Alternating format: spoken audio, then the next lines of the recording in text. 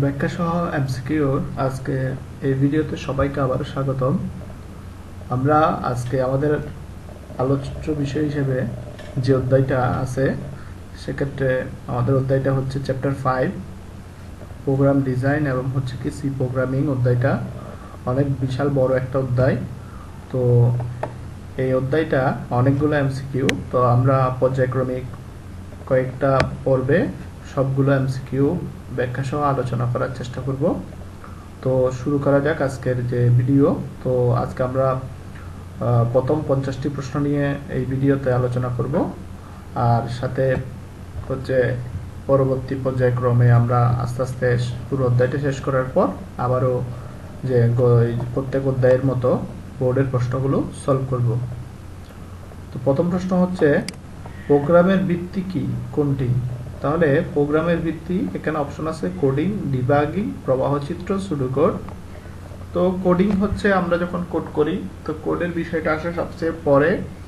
ডিবাগিংটা হচ্ছে তাও হচ্ছে আমাদের কোনো যদি প্রোগ্রামে ভুল থাকে সেটা সংশোধন করার প্রক্রিয়া। আর প্রবাহচিত্র হচ্ছে আমরা কোনো প্রোগ্রাম করার আগে যে প্রোগ্রামটা কিভাবে কাজ করবে তার জন্য যে চিত্রটা অঙ্কন করি বিভিন্ন সাংকেতিক চিহ্নের মাধ্যমে, ওইটা হচ্ছে প্রবাহচিত্র। তো মূলত প্রোগ্রামের ভিত্তি হচ্ছে সুডোকোড। অর্থাৎ সুডোকোড কোনো কোড নয়, অর্থাৎ জাস্ট একটি প্রোগ্রামকে আমরা যখন রিপ্রেজেন্ট করতে চাই তখন লিখিত আকারে আমরা যদি প্রকাশ করি যে কোডটা, সেটাকে আমরা বলবো সুডোকোড। অর্থাৎ সুডোকোড কোনো কোড নয় বা কোনো প্রোগ্রাম নয়, প্রোগ্রামের পুরো প্রোগ্রামটিকে যে বর্ণনা করার জন্য একটা যে প্রসেস হচ্ছে সুডোকোড। সুডোকোড তাহলে কোনো কোড নয়, এই কোড সুডোকোড হচ্ছে প্রোগ্রামকে জাস্ট লিখিত আকারে রিপ্রেজেন্ট করার জন্য। পরবর্তী 2 নম্বর যে প্রশ্ন, গঠন বিচারে ও বৈশিষ্ট্য অনুযায়ী প্রোগ্রামের ভাষাকে কত ভাগে ভাগ করা যায়? তো প্রোগ্রামের তাদের বৈশিষ্ট্য অনুযায়ী 1945 সাল থেকে 80 সাল পর্যন্ত যে প্রোগ্রামিং ভাষাগুলো আসছে সেই প্রোগ্রামিং ভাষাগুলোকে টোটাল 5টি প্রজন্মে ভাগ করা হয়। প্রথম প্রজন্ম, দ্বিতীয় প্রজন্ম, তৃতীয় প্রজন্ম, চতুর্থ এবং পঞ্চম প্রজন্ম। তো আমাদের তাহলে সঠিক উত্তর হচ্ছে 5 ভাগে। তাহলে আমাদের আনসার হচ্ছে ঘ নাম্বার, সঠিক উত্তর ঘ, 5 ভাগে ভাগ করা যায়। 3 নম্বর প্রশ্ন, সমস্যা সমাধানের জন্য কম্পিউটারের ধারাবাহিক বা কম্পিউটারের ভাষায় ধারাবাহিকভাবে সাজানো নির্দেশমালাকে বলা হয়, আমরা বলবো প্রোগ্রাম। অর্থাৎ প্রোগ্রাম হচ্ছে কোনো বিশেষ কার্য সম্পাদনের উদ্দেশ্যে কম্পিউটারকে ধারাবাহিকভাবে যে সকল ইনস্ট্রাকশনগুলো দেওয়া হয় সেই ইনস্ট্রাকশনগুলোর সমষ্টিকে আমরা বলবো প্রোগ্রাম এখানে। আর এখানে সঠিক উত্তর তাহলে হচ্ছে গ নাম্বারটা। এরপরে হচ্ছে এই যে আমাদের প্রশ্ন 4, সফটওয়্যার তৈরিতে কি প্রয়োজন? হার্ডওয়্যার, প্রোগ্রাম, কম্পিউটার ভাষা আর হচ্ছে ফার্মওয়্যার। তো আমাদের সফটওয়্যার তৈরি করার জন্য মূলত যেটা প্রয়োজন সেটা হচ্ছে আমাদের কম্পিউটারের ভাষা। অর্থাৎ আমরা প্রোগ্রাম রচনা করতে চাইলে আমরা অবশ্যই কম্পিউটার বুঝে এমন কোনো ভাষায় প্রোগ্রাম রচনা করতে হবে। এই যে ভাষাগুলো কম্পিউটার বুঝে সেগুলোকে আমরা বলি কম্পিউটারের ভাষা, এবং এই কম্পিউটারের ভাষায় আমরা মূলত প্রোগ্রাম রচনা করি। আর অনেকগুলো প্রোগ্রাম একত্রিত করে যখন আমরা বাণিজ্যিকরণ করি তখন সেটাকে আমরা বলি সফটওয়্যার। এর পরবর্তীতে যেটা আছে সেটা হচ্ছে প্রশ্ন হচ্ছে 5, কম্পিউটারে কোন ধরনের ভাষা বুঝে? কম্পিউটার কোন ধরনের ভাষা বুঝে? কম্পিউটার ইংরেজি ভাষা বুঝে না, স্পোকেন ল্যাঙ্গুয়েজ বুঝে না, কাস্টমাইজ ল্যাঙ্গুয়েজ বুঝে না, কম্পিউটার হচ্ছে মেশিন ভাষা বুঝে, যে ভাষাটার ভিত্তি হচ্ছে 0 এবং 1। প্রশ্ন 6, কম্পিউটার বুঝতে পারে এমন কিছু সংকেত কপিতে নিয়ম কানুনকে একত্রে কি বলে? তাহলে সেটাকে আমরা বলবো প্রোগ্রাম বলা হয়। এর পরবর্তী প্রশ্ন 7, কম্পিউটারের অভ্যন্তরে দুটি সংখ্যা কি কি? একটি হচ্ছে 0 আর একটা হচ্ছে 1, সবাই জানি। এটা হচ্ছে আমাদের সঠিক উত্তর হচ্ছে ক। বৈশিষ্ট্য অনুসারে কম্পিউটার প্রোগ্রামের ভাষাকে কত ভাগে ভাগ করা যেতে পারে? তাহলে আমরা আগেই জেনেছি সেটা হচ্ছে 5 ভাগে ভাগ করা যেতে পারে, সঠিক উত্তর হচ্ছে গ। কম্পিউটার ব্যবহৃত প্রথম প্রজন্মের ভাষা সাল কত? তাহলে প্রথম প্রজন্মের ভাষা হচ্ছে 1945 সালে আসে প্রথম প্রজন্মের ভাষা, এবং 1950 সালে আসে দ্বিতীয় প্রজন্মের ভাষা। এরপরে 1960 সালে তৃতীয়, 70 হচ্ছে চতুর্থ প্রজন্ম। এর পরবর্তীতে এই যে আমাদের অন্যান্য প্রজন্মগুলো আস্তে আস্তে আসে। তাহলে 1945 সালে যে ভাষাটা আসে সেটা হচ্ছে মেশিন ভাষা, এর পরবর্তী ভাষা 50 সাল। তাহলে প্রথম প্রজন্মের ভাষা আমাদের রাজত্ব করে, সেটা হচ্ছে 1945 থেকে 1949 সাল পর্যন্ত। এর পরবর্তী প্রশ্ন হচ্ছে 10, কম্পিউটার বুঝতে পারে। তাহলে কম্পিউটার বুঝতে পারে সেটা হচ্ছে 0, 1, 1, 0। কম্পিউটার এই যে 1, 0 বুঝতে পারে আর হচ্ছে 1 বুঝতে পারে এটার মধ্যে। তাহলে 1 ও 2, তাহলে সঠিক উত্তর হচ্ছে ক। এরপরে প্রশ্ন নাম্বার 11, সেটা হচ্ছে বিভিন্ন ধরনের প্রোগ্রামিং ভাষা হলো Java, Java plus plus, C plus plus. আমরা জানি জাভা একটি প্রোগ্রামিং ভাষা, সি প্লাস প্লাস একটি প্রোগ্রামিং ভাষা, কিন্তু জাভা প্লাস প্লাস নামে কোনো প্রোগ্রামিং ভাষা নেই। তাহলে সঠিক উত্তর হচ্ছে 1 ও 3, তাহলে সঠিক উত্তর হচ্ছে খ এখানের মধ্যে। এর পরবর্তী যেটা 12 নাম্বার, 12 প্রশ্ন হচ্ছে একটি আদর্শ প্রোগ্রামের বৈশিষ্ট্য হচ্ছে 1 নাম্বার তথ্য আদান প্রদানের ব্যবস্থা থাকতে হবে, 2 নাম্বার তথ্য প্রক্রিয়াকরণের ব্যবস্থা থাকতে হবে, ফলাফল প্রাপ্তির সুবিধা থাকতে হবে এখানের মধ্যে। তো আমাদের সঠিক উত্তর হচ্ছে এই যে সবগুলো হবে। তাহলে তথ্য প্রদান তার মানে ইনপুট, আমরা জানি প্রোগ্রামের 3টি অংশ, ইনপুট, প্রসেস এবং হচ্ছে আউটপুট। তাহলে তথ্য প্রদান করা, তাহলে ইনপুট দেওয়ার ব্যবস্থা থাকবে। এরপর তথ্য প্রক্রিয়াকরণ, প্রসেস থাকবে। এরপরে আমরা প্রসেসের পরে যে প্রাপ্ত ফলাফল পাবো সেটাকে বলে আউটপুট, ফলাফল প্রাপ্তির সুবিধা থাকতে হবে। তাহলে 3টি বৈশিষ্ট্য থাকতে হবে। সঠিক উত্তর হচ্ছে ঘ। প্রশ্ন 13 নম্বর প্রশ্ন, যান্ত্রিক ভাষার প্রধান উপকরণ নিচের কোনটি? তাহলে যান্ত্রিক ভাষার প্রধান উপকরণ হচ্ছে এই যে নিজস্ব ভাষা, মানুষের ভাষা, অ্যাসেম্বলি ভাষা, যন্ত্রের নিজস্ব ভাষা। তাহলে যন্ত্রের নিজস্ব ভাষা, যান্ত্রিক ভাষার প্রধান উপাদান হচ্ছে যন্ত্রের নিজস্ব, অর্থাৎ 0, 1 কে আমরা নিজস্ব উপাদান বা উপকরণ বলতে পারি, এখানের মধ্যে প্রধান উপকরণ হিসেবে চিহ্নিত করতে পারি। প্রশ্ন নম্বর 14, কম্পিউটারে মৌলিক ভাষা কোনটি? তাহলে মৌলিক ভাষা হচ্ছে প্রথম যে ভাষাটা কম্পিউটার বুঝে, অন্য কোনো ভাষার নির্ভরশীল নয়, সেটা হচ্ছে মেশিন ভাষা হচ্ছে। তাহলে সঠিক উত্তর ক। অ্যাসেম্বলি ভাষা কোন প্রজন্মের ভাষা? অ্যাসেম্বলি ভাষা হচ্ছে 2য় প্রজন্মের ভাষা, যে ভাষাটা আসছে 1950 সালে। এটা একটি সাংকেতিক ভাষা। তো সঠিক উত্তর হচ্ছে খ। 16 নম্বর প্রশ্ন, সরাসরি কোন ভাষা কম্পিউটারে ব্যবহার করা হয়? তাহলে সরাসরি যান্ত্রিক ভাষা কম্পিউটারে ব্যবহার করা যায়। সঠিক উত্তর হচ্ছে ক। মেশিন ভাষায় সুবিধা কোনটি? তাহলে হচ্ছে প্রোগ্রাম সহজে লেখা যায়, সব ধরনের মেশিনে উপযোগী, প্রোগ্রাম সরাসরি দ্রুত কাজে হয়। তাহলে প্রোগ্রাম সহজে লেখা যায় অপশনটি আমাদের বাদ দিতে হবে, কারণ মেশিন ভাষায় যেহেতু 0, 1 দিয়ে প্রোগ্রাম লিখতে হয়, অনেক সময় সাপেক্ষ এবং অনেকগুলা এক্ষেত্রে ভুল সংশোধন অনেক কষ্টকর হয়ে পড়ে, সেহেতু প্রথম অপশনটা হবে না। দ্বিতীয় অপশন সব ধরনের মেশিনে ব্যবহার উপযোগী, এই অপশনটাও হবে না, কারণ মেশিন ভাষায় রচিত প্রোগ্রাম, অর্থাৎ এক মেশিনে রচিত প্রোগ্রাম অন্য কোনো মেশিনে চালানো যায় না। আর ঘ নাম্বারটা হচ্ছে প্রোগ্রাম সরাসরি ও দ্রুত কার্যকরী, এটা হচ্ছে আমাদের সঠিক উত্তর, কারণ মেশিন যেহেতু 0, 1 বুঝে, সেক্ষেত্রে মেশিন ভাষা সরাসরি দ্রুত কাজ করে। এখানের মধ্যে প্রোগ্রামে ভুল সহজে শনাক্তকরণ করা যায়, এই অপশনটা হবে না, কারণ এখানে হচ্ছে 0, 1 এর কারণে ভুল সংশোধনটা অনেকটা সময় সাপেক্ষ। সেক্ষেত্রে আমাদের সঠিক উত্তর হচ্ছে গ, সেটা হচ্ছে দ্রুত কার্যকরী হয় সবসময়, ওই যে দ্রুত ও কার্যকরী হয় প্রোগ্রাম সরাসরি মেশিনে চালানো যায়। 18 নম্বর প্রশ্ন,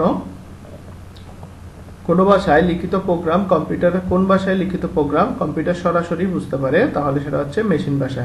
অ্যাসেম্বলি ভাষায় যে নির্দেশাবলীকে কত ভাগে ভাগ করা যায়? সেটা হচ্ছে 4 ভাগে ভাগ করা যায়, অর্থাৎ অ্যাসেম্বলি ভাষায় ব্যবহৃত একটি নির্দেশের টোটাল 4টি অংশ থাকে, সেটা হচ্ছে লেভেল, অপকোড, অপারেন্ট ও হচ্ছে মন্তব্য। টোটাল 4টি ভাগে ভাগ করা হয়, লেভেল, অপকোড, অপারেন্ট ও মন্তব্য, 4টি অংশ থাকবে। তো সেক্ষেত্রে আমাদের এখানে আছে লোড, স্টোর, জাম্প মেশিন ভাষায় নির্দেশ কোন ভাগে পড়ে এখানের মধ্যে? তো লোড, স্টোর, জাম্প হচ্ছে মূলত হচ্ছে আমাদের অ্যাসেম্বলি ভাষার নিয়ন্ত্রণ নির্দেশ। গাণিতিক নির্দেশগুলো কি? অ্যাড, সাব, ডিপ, মুভ, এই ধরনের কিছু কিওয়ার্ড আছে, এগুলো হচ্ছে গাণিতিক নির্দেশ। ইনপুট এবং আউটপুট নির্দেশ হচ্ছে INP, OUT, out, in, out, এগুলো হচ্ছে ইনপুট আউটপুট নির্দেশ। তারপর হচ্ছে প্রত্যক্ষ ব্যবহার নির্দেশ, সেটা হচ্ছে এই যে স্টার্ট, এন্ড এবং হচ্ছে হল্ট করা, এই কাজগুলো মূলত প্রত্যক্ষ ব্যবহার নির্দেশ। অর্থাৎ মেশিন ভাষায় মূলত 4 ধরনের নির্দেশ দেওয়া যেত। 19 নম্বর প্রশ্ন হচ্ছে অ্যাসেম্বলি ভাষায় ব্যবহৃত যে নির্দেশাবলীকে কত ভাগ? অর্থাৎ অ্যাসেম্বলি ভাষায় প্রত্যেকটি নির্দেশের 4টি অংশ থাকে, অনেক ধরনের নির্দেশ দেওয়া যায়। আর যে 20 নম্বর প্রশ্নটা, সেটা হচ্ছে মেশিন ভাষায় যে ব্যবহৃত নির্দেশগুলো সেগুলো হচ্ছে টোটাল 4 প্রকার। এই 4 প্রকারের মধ্যে লোড স্টোর জাম্প হচ্ছে নিয়ন্ত্রণ নির্দেশ এখানের মধ্যে। আর 21 নাম্বার কোন ভাষা মেশিন নির্ভরশীল, তাহলে এখানের মধ্যে আছে অ্যাসেম্বলি ল্যাঙ্গুয়েজ, কোবল, তারপর হচ্ছে BASIC, C plus plus language. Assembly হচ্ছে মেশিন নির্ভরশীল, অর্থাৎ এক মেশিনের জন্য রচিত প্রোগ্রাম অন্য কোনো মেশিনে চালানো যায় না। 22 কোন ভাষা 0 ও 1 নির্ভর, তাহলে মেশিন ভাষা হচ্ছে 0 ও 1 নির্ভর। কম্পিউটারে কোন ভাষায় মাত্র দুটি বর্ণ রয়েছে, তাহলে সেটা হচ্ছে কম্পিউটার ইংরেজি ভাষা আমরা জানি সেটা হচ্ছে যান্ত্রিক ভাষা। যান্ত্রিক ভাষায় 0 1 দুটি বর্ণ রয়েছে। পরবর্তী প্রশ্ন 24 নম্বর অ্যাসেম্বলি ভাষায় লেভেলে কয়টি বর্ণ ব্যবহৃত হতে পারে, এখানের মধ্যে লেভেলে 1 থেকে 2টি বর্ণ ব্যবহৃত হতে পারে লেভেলের ক্ষেত্রে। তো লেভেল অনেক সময় আমরা লিখি না অ্যাসেম্বলি ভাষার ক্ষেত্রে, তো তাও মনে রাখবো লেভেলের জন্য 1 থেকে 2টি বর্ণ ব্যবহৃত হতে পারে। 25 নম্বর প্রশ্ন কোন ভাষা দিয়ে কম্পিউটারের মেমোরি অ্যাড্রেসের সঙ্গে সরাসরি সংযোগ, কোন ভাষা দিয়ে কম্পিউটারের মেমোরি অ্যাড্রেসের সঙ্গে সরাসরি সংযোগ, তাহলে সেটা আমাদের হচ্ছে মেশিন ভাষা, সরাসরি মেমোরি অ্যাড্রেসের সাথে সংযোগ, অর্থাৎ সরাসরি কাজ মূলতই হচ্ছে মেশিন ভাষা। 26 নম্বর প্রশ্ন মেশিন ভাষা হলো, তাহলে অপশনগুলো দেখি, অন্য ভাষা হতে দ্রুত নির্বাহ হয়, এটা সত্য। যন্ত্রের উপর নির্ভরশীল থাকে, এটাও সূত্র। তাড়াতাড়ি প্রোগ্রাম লেখা যায়, এটা হচ্ছে মিথ্যা। তাহলে 1 ও 2, তাহলে সঠিক উত্তর হচ্ছে ক। এরপরে 27 নম্বর প্রশ্ন অ্যাসেম্বলি ভাষায় ব্যবহৃত বিভিন্ন নির্দেশ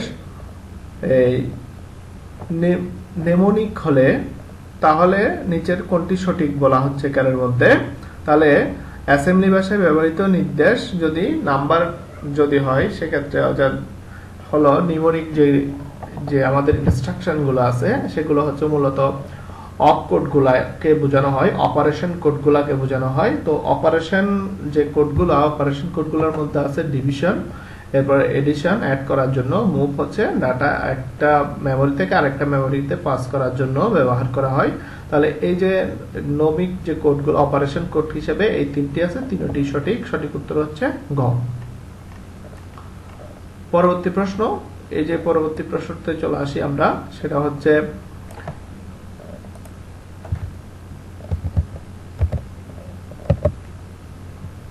নিচের অনুচ্ছেদটি পড়ো 28 ও 29 নম্বর প্রশ্নের উত্তরের জন্য। তাহলে এই যে এটার ক্ষেত্রে আমরা যেটা পড়বো সেটা হচ্ছে, এখানে বলা হচ্ছে যে সামিহা তার ভাষায় এই যে পুরাতন কম্পিউটারে 01 ব্যবহার করে প্রোগ্রাম রচনা করছিল। তার বড় ভাই সজল সামিহাকে আরো দ্রুত গতিতে কাজ করার জন্য দ্বিতীয় প্রজন্মের ভাষা শিখিয়ে দিল। এবং এই যে আমাদের প্রশ্ন হচ্ছে সজলের শিখানো ভাষার পরবর্তী প্রজন্মের ভাষা কোনটি, তাহলে দ্বিতীয় প্রজন্ম। সামিহা যেহেতু 01 সেটা হচ্ছে মেশিন ভাষা, তার ভাই পরবর্তী প্রজন্ম তাকে শিখিয়ে দিল সেটা হচ্ছে দ্বিতীয় প্রজন্ম, অর্থাৎ অ্যাসেম্বলি ভাষা। এবং এর পরবর্তী প্রজন্ম আমাদের বলছে যে তার ভাইয়ের শিখানো পরবর্তী প্রজন্ম হচ্ছে থার্ড জেনারেশন ল্যাঙ্গুয়েজ, অথবা সেটাকে আমরা বলবো উচ্চ স্তরের ভাষা। তাহলে সঠিক উত্তর হচ্ছে গ। পরবর্তী প্রশ্ন 29 নম্বর সামিহার ব্যবহৃত ভাষায়, সামিহা যে ভাষাটি ব্যবহার করতো সেটা হচ্ছে মেশিন ভাষা, সেই ভাষায় দেখা যাক অপশনগুলো কি কি। প্রোগ্রাম রচনায় অধিক সময় লাগে, সত্য। প্রোগ্রাম রচনা করা সহজ, এটা মিথ্যা।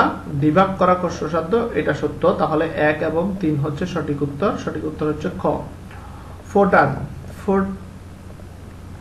ফোরটানের পূর্ণরূপ হচ্ছে ফর্মুলা ট্রান্সলেশন। এটা একটি ভাষা যে ম্যাথমেটিক্স এর ক্ষেত্রে প্রথম দিককার একটি যে পপুলার একটি যে programming language Fortran, formula translation যার পূর্ণরূপ। এরপরে 31 কোন ভাষায় প্রোগ্রাম কম্পিউটার সংগঠনের নিয়ন্ত্রণের ঊর্ধ্বে থাকে, তাহলে সেক্ষেত্রে হচ্ছে উচ্চ স্তরের ভাষায় এর মধ্যে নিয়ন্ত্রণের ঊর্ধ্বে, কারণ এটা 01 দ্বারা রচিত নয়, সেটা হচ্ছে উচ্চ স্তরের ভাষা, মনুষ্য ভাষার কাছাকাছি ভাষা দিয়ে তৈরি। সেক্ষেত্রে 32 নম্বর প্রশ্ন হচ্ছে উচ্চ স্তরের ভাষা কোনটি, তাহলে উচ্চ স্তরের ভাষা ওয়ার্ড স্টার হবে না, যে হচ্ছে এটি হবে না, লোটাস 1 2 3 হবে না, সি প্লাস প্লাস হচ্ছে উচ্চ স্তরের ভাষা।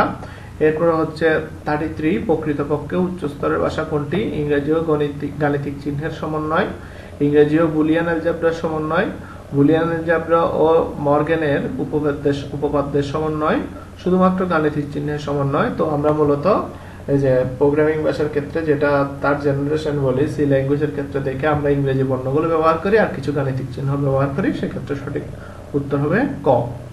পরবর্তী প্রশ্ন হচ্ছে এই যে হাই লেভেল ভাষাকে কত ভাগে ভাগ করা যায়। এখানের মধ্যে হাই লেভেল ভাষাকে কত ভাগে ভাগ করা যায়। তো হাই লেভেল গুলোর মধ্যে আমাদের আছে যে হাই লেভেল, আরেকটা হচ্ছে ক নাম্বার অপশন, দুটি ভাগে ভাগ করা যায়। আরেকটা হচ্ছে ভেরি হাই লেভেল।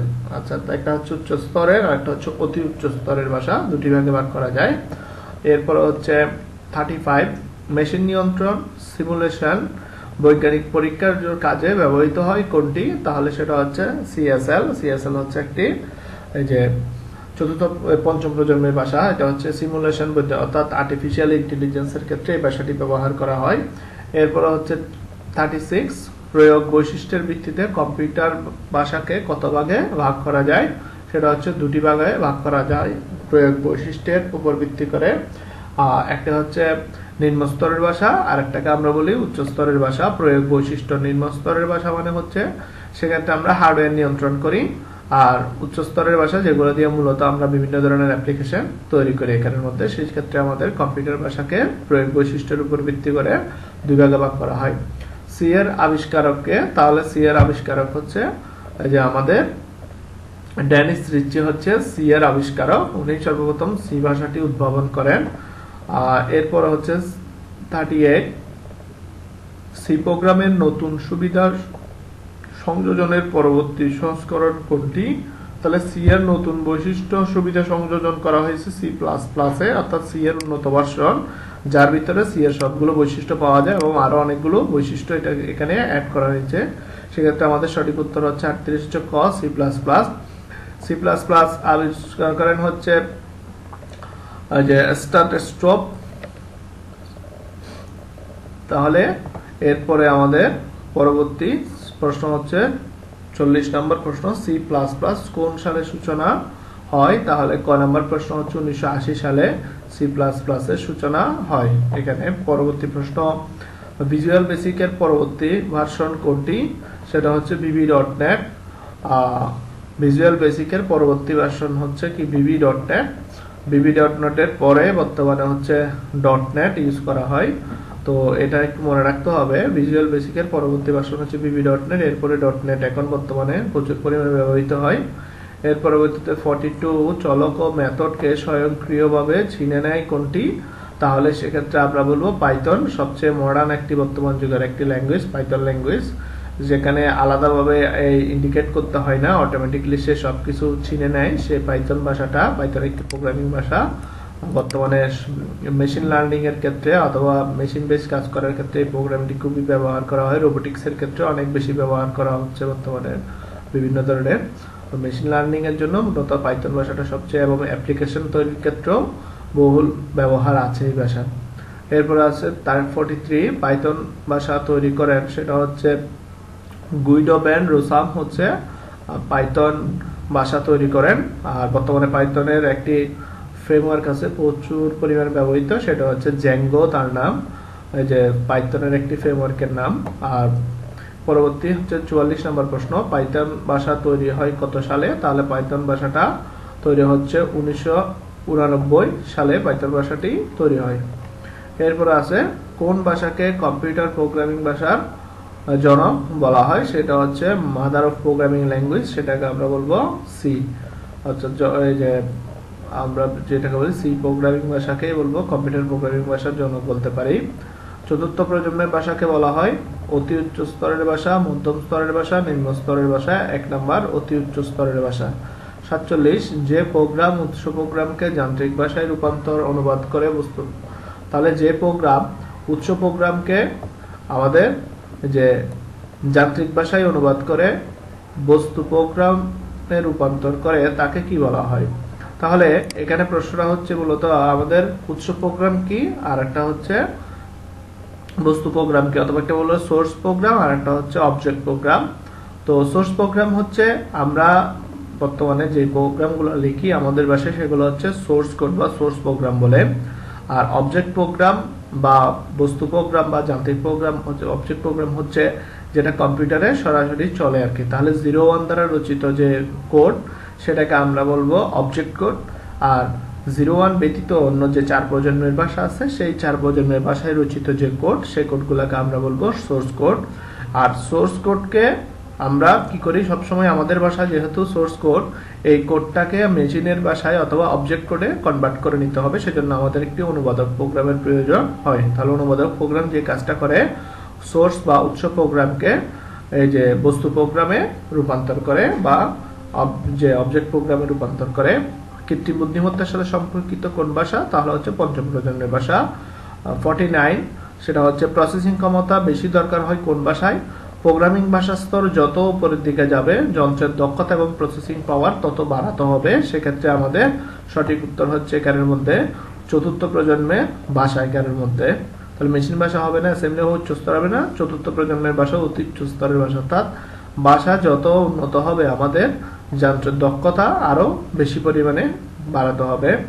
এরপরে হচ্ছে 50 নম্বর প্রশ্ন, আমাদের লাস্ট প্রশ্ন আজকে। কোন প্রজন্মের ভাষাকে নন প্রসিডিওর ভাষা বলা হয়? তাহলে আমরা জানি চতুর্থ প্রজন্মের ভাষা যেটা হচ্ছে এসকিউএল কে অনেক সময় নন প্রসিডিওরাল ল্যাঙ্গুয়েজ বলা হয় এখানে। তো আমাদের এই ছিল আজকের 50টা প্রশ্নের যে ব্যাখ্যা সহ সলিউশন। তো পরবর্তী যে ভিডিওতে আমরা পর্যায়ক্রমে পরবর্তী প্রশ্নগুলো আলোচনা করব। সে পর্যন্ত সবাই সাথে থাকুন। ধন্যবাদ সবাইকে।